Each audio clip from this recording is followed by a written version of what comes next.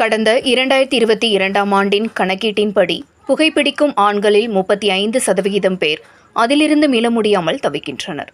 Kovai Saravanampatti PPG செவிலியர்கள் கல்லூரி மாணவர்கள் மத்தியில் பிரபல மருத்துவர் ஸ்ரீராம் கணேஷ் சிறப்புரை.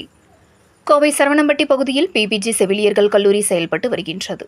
இங்கு மருத்துவம் பயிலும் மாணவ மாணவியர்களுக்கு போதை பழக்க வழக்கங்கள், போதை பேரழிவுகள், போதை அபாயங்கள் குறித்து விஜிஎம் மருத்துவமனையின் மருத்துவர் ஸ்ரீராம் கணேஷ் சிறப்புரையாற்றினார். அப்பொழுது மாணவர்கள் மத்தியில் போதை பழக்க வழக்கங்கள் குறித்தும் போதையால் ஏற்படும் இழப்புகள் குறித்தும் விளக்க உரையாற்றினார். தொடர்ந்து பேசிய அவர், கல்லூரி பருவத்தில் எதையும் சீண்டி பார்க்க தோன்றும். அவ்வாறு மிகச்சிறிய அளவிலான மகிழ்ச்சிக்காக புகைப்பிடிப்பது, மது அருந்துவது போன்ற பழக்க வழக்கங்கள் உங்களை முற்றிலும் மாற்றக்கூடும்.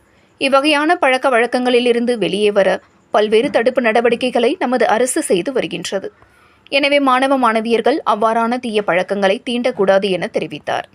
மேலும் கடந்த 2022ஆம் ஆண்டு உலக சுகாதார நிறுவனம் நடத்திய ஆய்வின்படி புகைப்பிடிக்கும் ஆண்கள் ஆண்டிற்கு 35% பேர் அதிலிருந்து மீள முடியாமல் தவிக்கின்றனர்.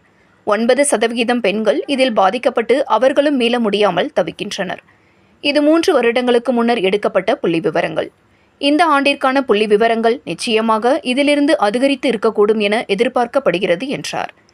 எனவே போதை பழக்கங்களிலிருந்து நீங்கள் மட்டுமல்ல, உங்களது வீட்டில் உள்ளவர்களுக்கும் தெரியப்படுத்தி அவர்களையும் மீட்க நீங்கள் பாடுபட வேண்டும் என கேட்டுக்கொண்டார் என்பது குறிப்பிடத்தக்கது.